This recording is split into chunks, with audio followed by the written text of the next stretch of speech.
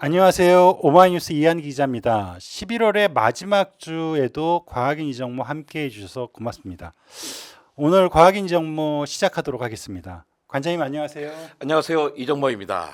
예, 오늘 심층 탐구 주제는 이제 과학 문해력인데 문해력이라는 게 이제 최근 몇 년 사이에 굉장히 좀 뜨겁게 예. 이제 올라오고 있고 EBS 교육방송에서도 굉장히 좀 심도 있게 많이 다뤘습니다. 문해력이란 말은 이제 좀 많이 들어보긴 했을 텐데 일단 사전적인 의미는 글을 읽고 이해하는 능력 아닌가요? 그렇죠. 그러니까 문해력 그러니까 어떤 고등학생이 야 문해력이 뭐야? 그랬더니 아 문제 해결 능력이요 그러더라고요. 아, 야 그것도 그것도 괜찮은데, 매력적인 매력적인 얘기를 하지만 딴 데가 그런 얘기 하지 마라. 근데 문해력은 전 세계에서 똑같은 뜻을 쓰고 있어. 리터러시란 건데 예. 그 문장 해독 능력이라는 거죠. 예. 20세기는 이 문장 해독 능력이 있으면요 행복하게 살 수 있었어요. 음. 제가 이제 야학을 했었는데 예. 야학이 뭔지 아시잖아요. 예, 예. 그래서 제가 이제 대학생 때였어요. 제 또래의 노동자들을 위한 학교였던 거죠. 야간 그렇죠. 학교.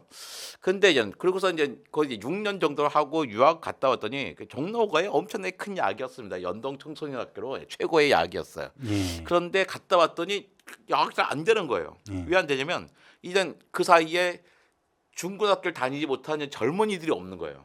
그다음에 문화 환경이 다 높아져가지고 그 야구 문을 닫아야 되나 했을 때 저희가 은사님이 같이 거기 교사셨는데 그분이 그러시던 거예요. 야 이제 초등학교 가정을 하자. 그러니까 제가 그랬죠. 아유 중고등학교 안 나온 사람도 없는데 뭐 초등학교 가정을 합니까? 예. 아니야 초등학교 못 나온 노인들 많이 있잖아. 음. 그러니까 그 6년 과정을 합니까? 그러니까 그러지 말고 딱 10달만 그 산수하고 국어만 하자 그러신 거예요. 그래서 제가 그랬어요. 아니 우리나라는 문맹률 제로랍디다. 글씨를 못 읽는 사람이 없는데 무슨 글 가르치는 걸 합니까? 했더니 그러시는 거예요. 아니다 거짓말이다. 우리나라가 결코 유럽보다 문맹률이 낮지 않다. 꽤 많이 있어서 문맹률을 퇴치하기 위한 예산도 많이 잡혀 있지만 잘 못 쓴다. 왜? 누가 어디에 있는지를 모르니까 아니란 거예요. 그래가지고 이제 어때 하기로 했어요. 이렇게 나 마음에 안 들었지만 선생님이 하자니까 하잖아요. 그래가지고 일주일에 이틀씩 10달 과정을 하는데 모집을 어떻게 할까 답답한 거예요. 그걸 어디서 찾을 거예요. 근데 이때 방송국의 그 힘을 받습니다. 아침마당 같은 프로 있잖아요. KBS라서 아침에 이거 2줄만 보내주세요. 막 그런 거 있잖아요. 자막으로. 그 자막 한 2번 가니까 수백 명이 오는 거예요. 야, 그 당시만 해도 요즘은 뭐 저도 안 보는데 그 당시만 해도 이제 공중파의 힘이 컸죠. 엄청나게 컸던 거죠. 그러니까 우리도 이렇게 다 자막 보내고 모집하고 이런 것들을 해야 되는 거죠. 그런데 그때 그 사람 오신 분들이 보니까 대단한 게요. 이틀 딱 2주 지나니까 이분이 평생 거짓말을 두고 살던 분들이에요. 아이 할머니 책 좀 읽어주세요. 그러면 아유 거짓말이죠. 할미가 책 읽어줘야 되는데 오늘 눈이 어두워서 못 읽어줘요. 이런 부시면요. 한글 못 읽었으면서. 그런데 이분들이 인생의 지혜라는 게 있더라고요.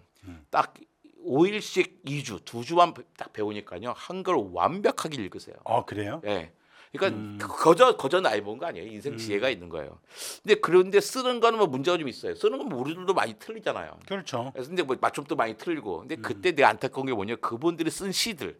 아 정말 진짜 진국인 시, 인생에 우러난 시인데 내가 그때까지만 철이 없었어요. 그냥 다 버려버린 거죠. 지금 모아서 정말로 멋진 시집이 됐을 텐데. 또 이분들 재밌는 게 산수가 잘 안 되세요. 2,500 더하기 4,500 딱 7,000 나와야 되잖아요. 근데 이렇게 똑똑한 친구들이 산수가 한참 걸리는 거예요. 근데 나중에 그 답을 찾았어요. 원자만 붙이면 되더라고요. 2,500 더하기 4,500은 안 되는데 2,500원 더하기 4,500원은 확 집중력을 돼서 되는 거예요. 원자만 붙이면 된다 하는 거예요. 근데 이런 그분들이 이제 졸업할 때쯤 되니까 뭐 많이 오시잖아요. 이렇게 근데 가족들과 많이 왔어요. 근데 막 한복 입고 막 펑펑 우시는 거예요. 내가 그랬죠. 아유 졸업하니까 이렇게 행복해요. 그러니까 그러시는 거예요. 야, 이 선생, 내가 지금 뭐 행복해서 우는 줄 알아? 푼통이 터져서 우는 거야. 아니 딱 일주일에 5일 저녁.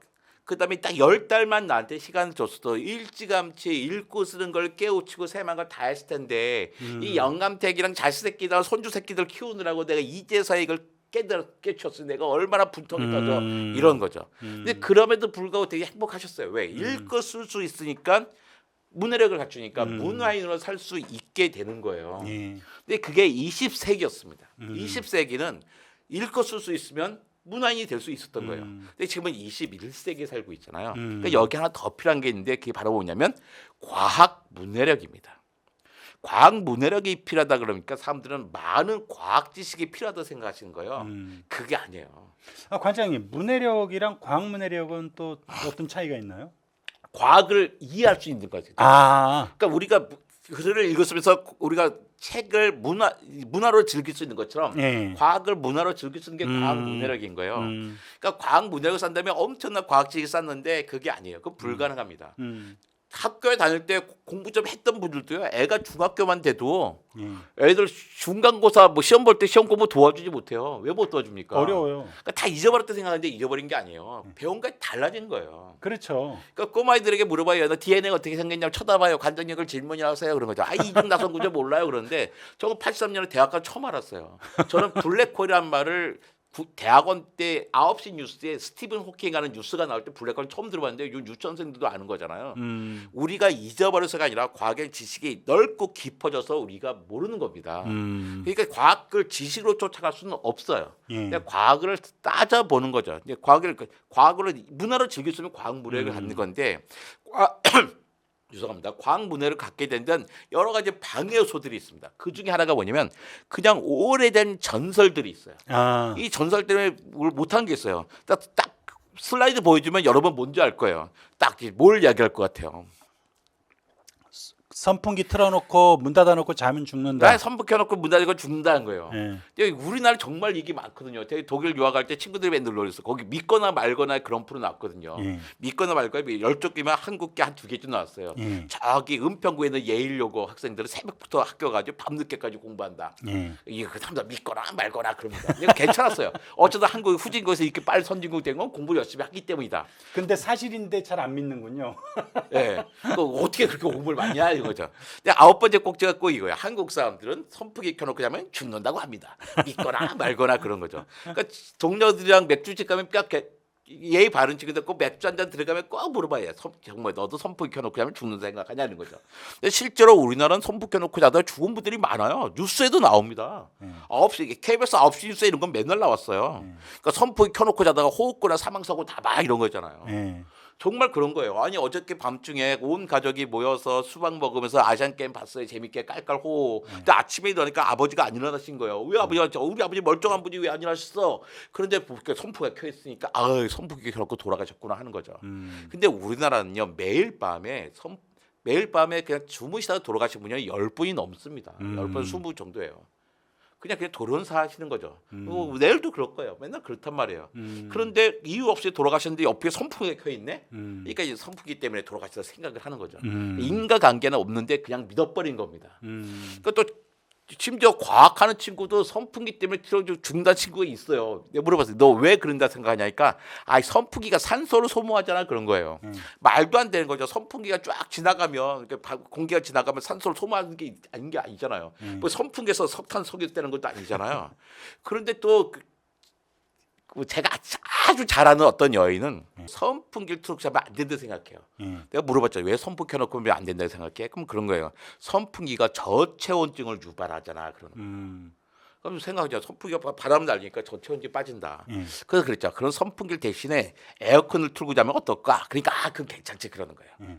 사실 생각했어요. 저체온증 빠지는 게 에어컨이 더 그렇겠어요? 선풍기가 더 그렇겠어요? 말도 안 되는 얘기잖아요. 근데 왜 그런 생각이냐면 어릴 때부터 아버지, 할아버지, 증조할아버지한테 들은 얘기여서 그런 거예요. 너무나 좋아하는 사람들이 그런 얘기니까 그냥 믿어버리게 되는 거죠. 그 옛날에 신문에도 이런 기사가 나왔습니다. 선풍기 때문에 죽었다. 잘 때의 주의.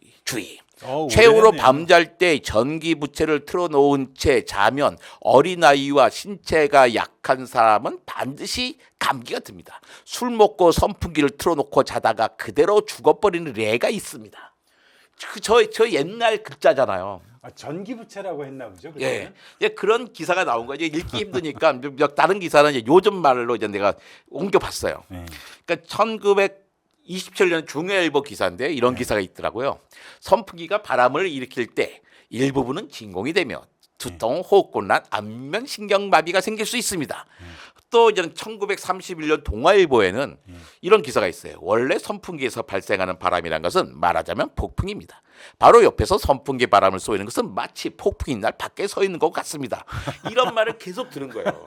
그러니까 자기가 좋아하는 어릴 때부터 정말 신뢰하고 따르는 아버지, 할아버지, 증조할아버지 계속 그 얘기하니까 어떻게 전설처럼 나온 얘기를 믿을 수밖에 없는 거죠. 그래서 우리는 아무리 좋은 사람이 이야기하든 아무리 뭐 훌륭한 사람이 이야기하든 우리 반드시 의심해 봐야 되는 겁니다. 이게 제 얘기가 아니라 공자님 말씀이에요. 공자님이 명심보감에 이런 말씀을 하셨어요. 호심불호와 기패야적. 그러니까 호심불호학은 다 아는 거잖아요. 기패야적은 잘 못 써요. 저도 못 써요. 그러니까 포기하고 앞에 호심불호학만 보자고요. 조화로 믿을신 아니볼 조화로 배우락이잖아요. 믿기를 좋아하고 배우기를 좋아하지 아니하면 공부가 아니라 세상에 대한 패단이란 거예요. 거꾸로 보면 배우기를 좋아하지 아니하고 무턱대고 믿기만을 좋아하면 세상은 공부가 아니라 세상의 패단인 거예요.